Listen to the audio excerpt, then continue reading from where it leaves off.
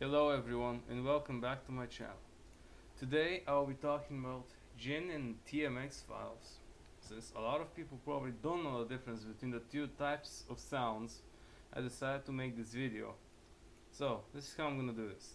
First off, I'll talk about GIN files and their characteristics. Then I'll do the same but for TMX files. Then I'll explain the main differences between them and their pros and cons. So let's get started. GIN files. So, what is a GIN file?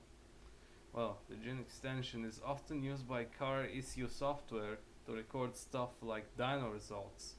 However, in this case, it's just sound, no real dyno data, though that would be awesome. Most of the time when opening dyno GIN files, you use a software called GEMS, in case you didn't know.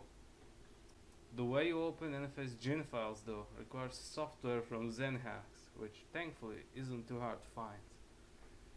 What you'll find though is that after the conversion from GIN to WAV, it is not very interesting unfortunately. Just an acceleration or deceleration sound depending on what sound you chose to convert.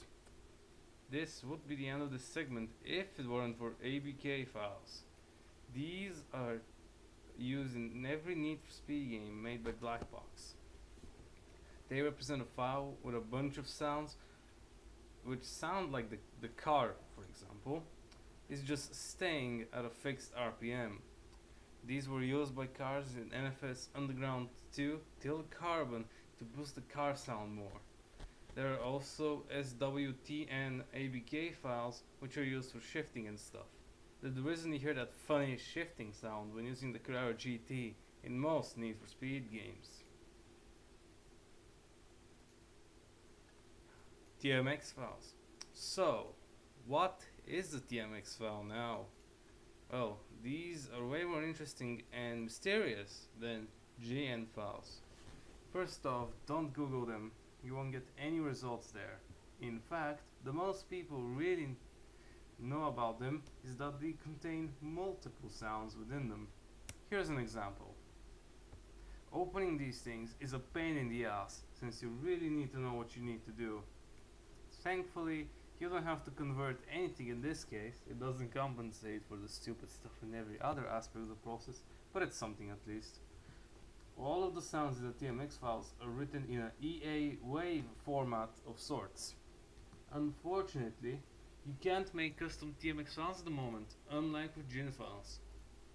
Well, good thing before we finish this segment is that there aren't any ABK files to help the sounds, though the sounds that come from older games tend to have some ABK remnants still within them. Here's an example. Key differences and pros and cons. So, what are the key differences between these two formats? Well, GIN is a much simpler format, so doing most stuff with it is just easier. However, you have the annoying ABK files to follow you everywhere. This isn't a weakness in the TMX file, because you only need to move it and not take anything else on your way of modding sounds. That is one pro for TMX. A con for TMX though is just the complexity of the format. Due to its properties, not only does it compress sounds to a stupid level, but it also makes them hard to really access at all, unlike GIN files which are right there. That's a pro for GIN files.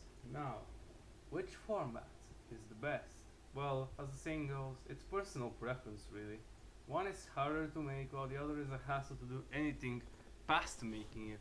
It's kinda hard, kinda your choice at the end of the day.